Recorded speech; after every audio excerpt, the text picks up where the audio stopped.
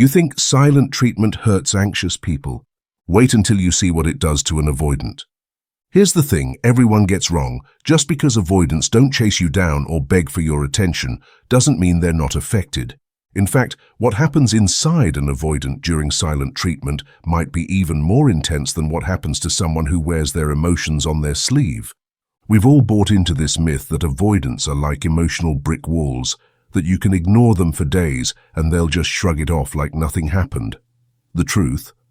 Silent treatment hits avoidants like an emotional freight train. They just experience it completely differently than other people.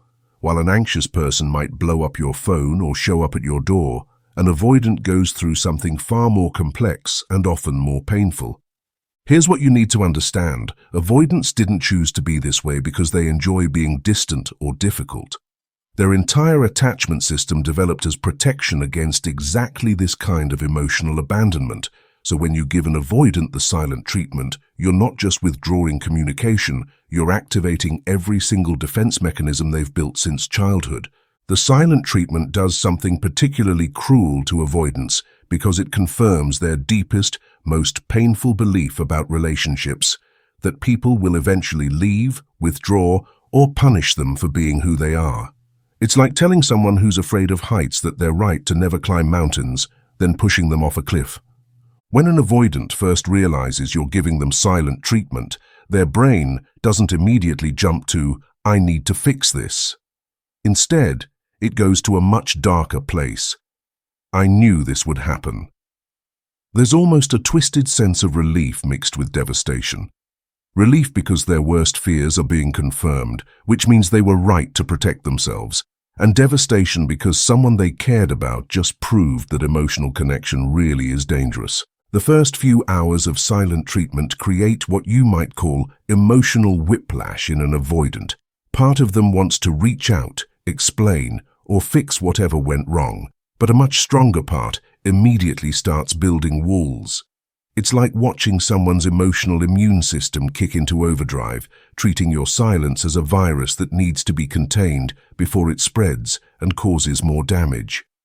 Here's where it gets really interesting. Avoidants don't usually panic in the way you'd expect.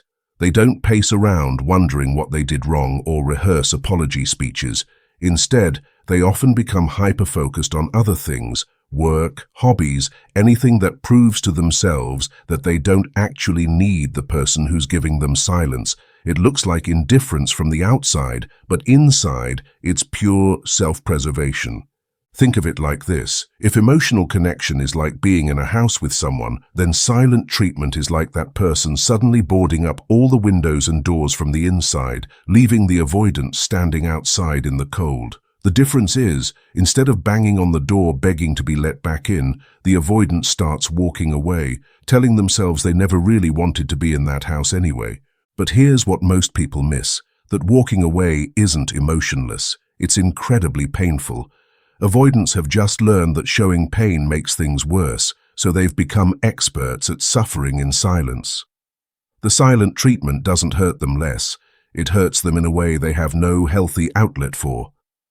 The truly devastating part is how silent treatment reinforces every negative belief avoidants have about relationships.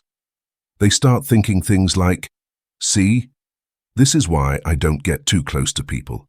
This is why I keep my guard up. This is exactly what I was trying to avoid." Your silence becomes proof that their defensive strategies were correct all along, which makes them even more likely to use those strategies in the future. After a day or two of silent treatment, something interesting happens in the avoidant's mind. They often start rewriting the entire relationship, looking for signs that this outcome was inevitable. They'll remember times you seemed frustrated with their need for space, or moments when they felt pressured to be more emotionally available than felt comfortable. It's like they're building a case for why this silent treatment makes perfect sense. This rewriting process serves a purpose. It helps them feel more in control of a situation where they actually feel completely powerless. If they can convince themselves that the relationship was doomed anyway, then your silence stops being about something they did wrong and becomes about incompatibility that was always there. But underneath all this mental gymnastics, there's usually a scared person who genuinely doesn't understand what happened or how to fix it. Avoidants often have a really hard time reading emotional cues and understanding what other people need from them in relationships. So when silent treatment happens, they're not just dealing with your withdrawal, they're also dealing with their own confusion about what went wrong and their terror of making it worse by trying to address it. The isolation that comes with silent treatment is particularly brutal for avoidants because it mirrors their deepest childhood wounds. Many avoidants learned early that emotional needs were inconvenient, that expressing feelings led to rejection, or that the safest way to handle conflict was to disappear until it blew over. Silent treatment takes them right back to that childhood experience of being emotionally abandoned when they most needed connection. Here's something that might surprise you. Avoidants often desperately want to repair things during silent treatment, but they have no idea how to do it without making themselves completely vulnerable. They're caught between wanting to reach out and being terrified that reaching out will lead to more rejection, criticism, or emotional intensity than they can handle. Many avoidants describe feeling frozen during silent treatment, like they're standing at the edge of a cliff, wanting to jump across to reconnect with you, but knowing that one wrong move could send them plummeting. So they stand there, paralyzed, while you interpret their stillness as not caring. The timing of how avoidants process silent treatment is also really different. While an anxious person might have an immediate, intense reaction, avoidants often have a delayed response. They might seem completely fine for days or even weeks, then suddenly hit a wall where the reality of the disconnection really sinks in. This delayed reaction often happens long after the other person has moved on or decided the avoidant didn't care. What makes silent treatment especially confusing for avoidants is that they often can't tell the difference between someone needing space, which they understand and respect, and someone punishing them, which activates all their defenses. Both can look like silence, but the energy behind them is completely different. Avoidants are usually pretty good at giving space, but they have no roadmap for dealing with punitive silence. The lack of clear communication during silent treatment drives avoidants crazy in a very specific way. They're often analytical people who like to understand problems so they can solve them. Silent treatment gives them no information to work with, no clear path forward, and no way to use their natural problem-solving skills. It's like being asked to fix something while blindfolded with your hands tied behind your back. During extended silent treatment, many avoidants start to experience something that looks like grief. They're not just sad about the current disconnection, they're grieving the loss of their belief that this relationship might be different, that this person might be safe, that maybe they could learn to be more open without getting hurt. Silent treatment kills that hope in a particularly brutal way. The self-talk that happens in an avoidant's mind during silent treatment can be devastating. They often blame themselves for being too difficult, too closed off, or not good enough at relationships. But instead of sharing these feelings with anyone, they usually just use them as more evidence that they should stick to being independent and avoid getting too close to people in the future. Here's where the real tragedy lies. Silent treatment often prevents the very growth that relationships with avoidance require. If someone had just said, "I'm hurt and I need some time to process, but we're going to talk about this," the avoidant would likely respect that boundary and wait patiently. But silent treatment without communication feels like abandonment, which triggers every defense mechanism they have. Many avoidants report that during silent treatment, they feel like they're watching themselves disappear. The version of themselves that was learning to be more open, more vulnerable, more emotionally available just goes into hiding. It's like they revert to an earlier, more protected version of themselves as a survival mechanism. The return to old patterns during silent treatment isn't conscious or intentional. It's more like muscle memory. When they feel emotionally threatened, they automatically go back to ways of being that kept them safe in the past. This often means becoming more independent, more focused on non-relationship areas of their life, and more convinced that emotional distance is wisdom rather than fear. One of the most painful aspects of silent treatment for avoidance is how it makes them question their own perceptions. They start wondering if they misread the entire relationship, if the closeness they thought they felt was real, or if they're just fundamentally bad at understanding other people's needs. This self-doubt can be more damaging than the immediate pain of disconnection. The physical experience of silent treatment for avoidance is often overlooked. Many describe feeling literally heavy, like they're carrying extra weight. Sleep patterns get disrupted, appetite changes, and there's often a sense of physical restlessness combined with emotional numbness. It's like their body is trying to process emotions that their mind won't let them acknowledge.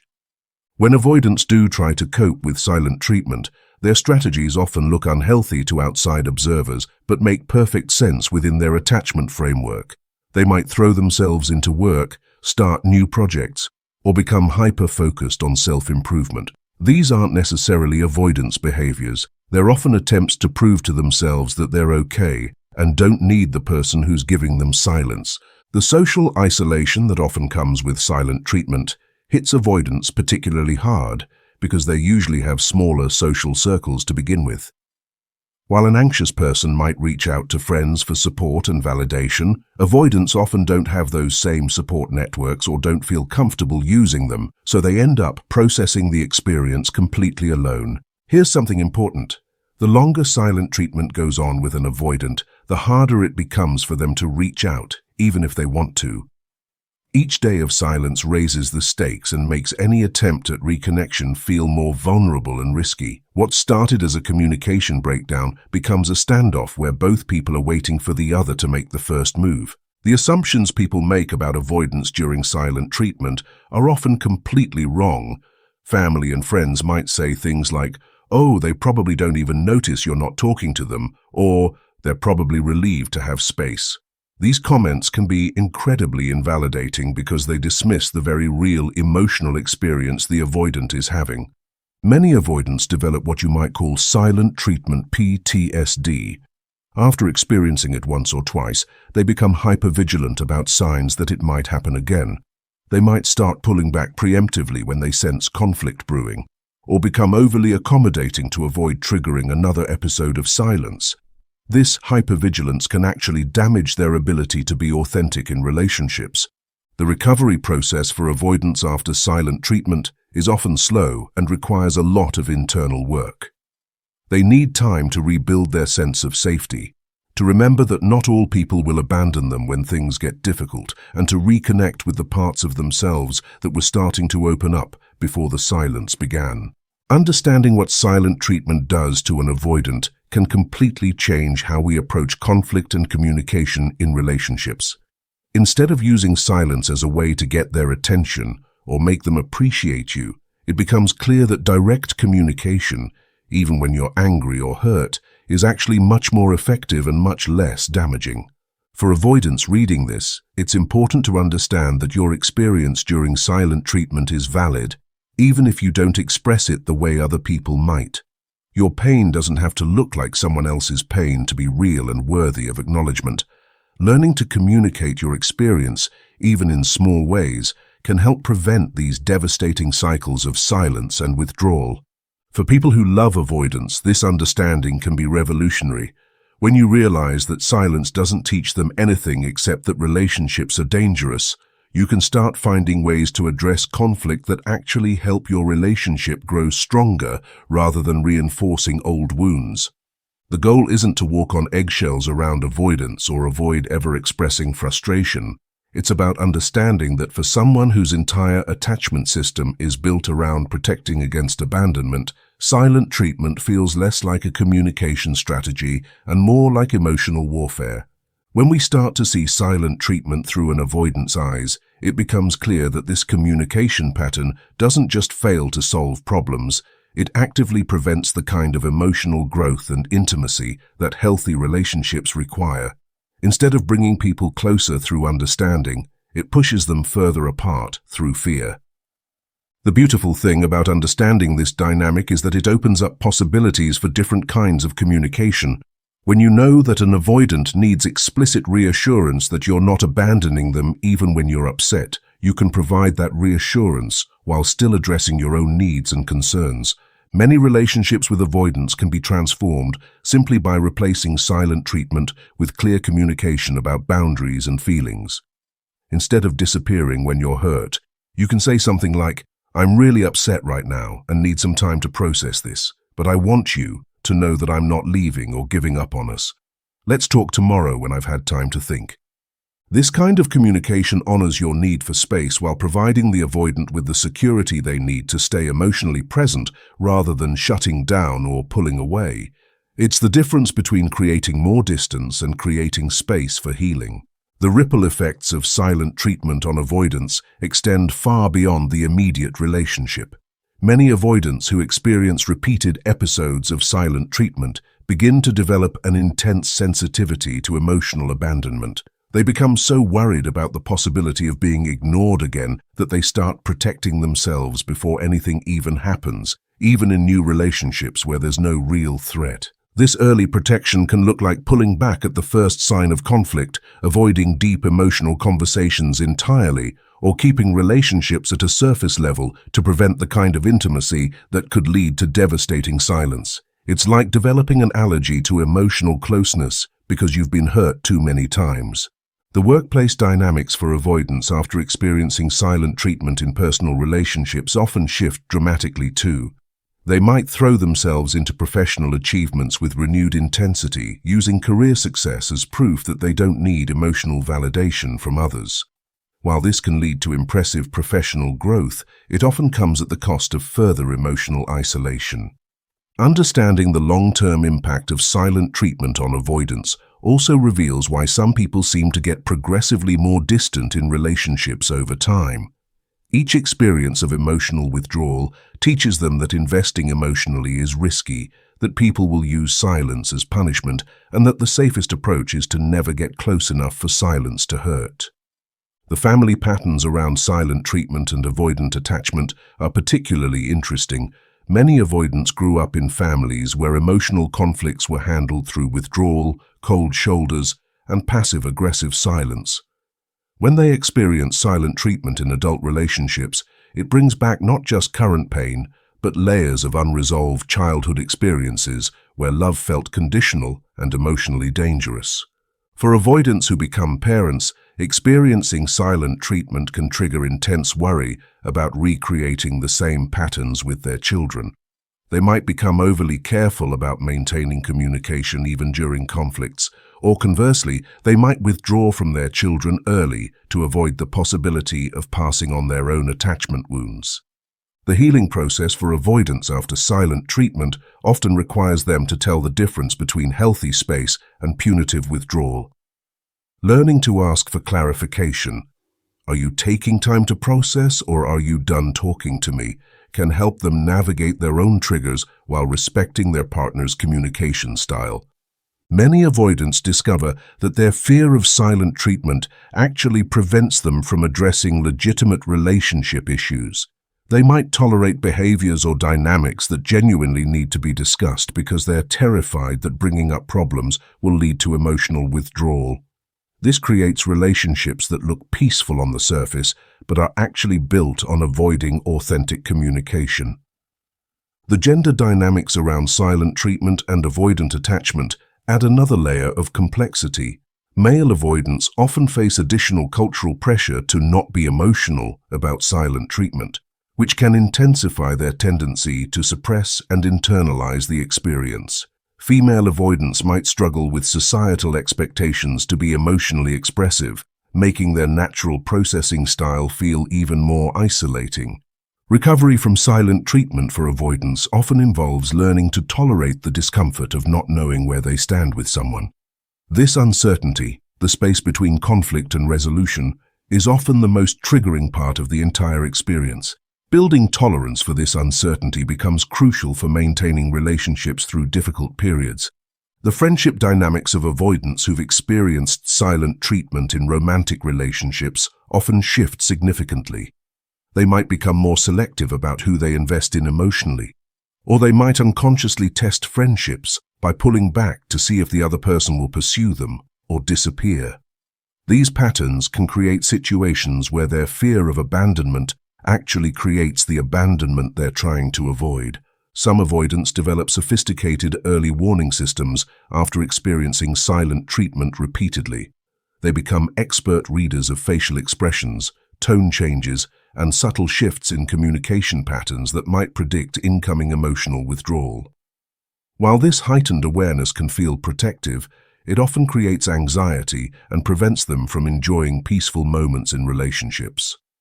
The recovery process also involves helping avoidants understand that their emotional responses to silent treatment are completely normal and valid. Many have been told they're overreacting or too sensitive when they try to express how silence affects them, which creates additional shame around their attachment needs. Learning to communicate their experience during silent treatment becomes a crucial skill for avoidants. Instead of completely shutting down, they can learn to say things like, "When you stop talking to me, I feel like I'm being punished, and it makes me want to protect myself by pulling away." Can we find a different way to handle this? The cultural healing that needs to happen around silent treatment extends beyond individual relationships. When we normalize emotional withdrawal as a legitimate communication strategy, we're essentially teaching people that love can be weaponized through absence. Understanding how this impacts avoidance specifically can help us develop more compassionate approaches to conflict resolution. For avoidance in therapy, processing experiences of silent treatment often becomes a gateway to understanding their deeper attachment patterns. The silence becomes a mirror that reflects their core beliefs about relationships, worthiness, and emotional safety. Working through these experiences can unlock significant growth and healing. The hope in understanding what silent treatment does to avoidance lies in recognition that these patterns can change. When avoidants feel truly safe, when they experience conflict that doesn't lead to abandonment, they often begin to risk greater emotional availability. But this safety must be demonstrated consistently over time, not just promised with words. Have you ever given an avoidant the silent treatment thinking they didn't care, only to realize later how much it actually affected them? Or are you an avoidant who's experienced this internal shutdown but never felt safe expressing what it was really like? Share in the comments what this silent experience was truly like. Your insight might help someone else understand this hidden emotional world.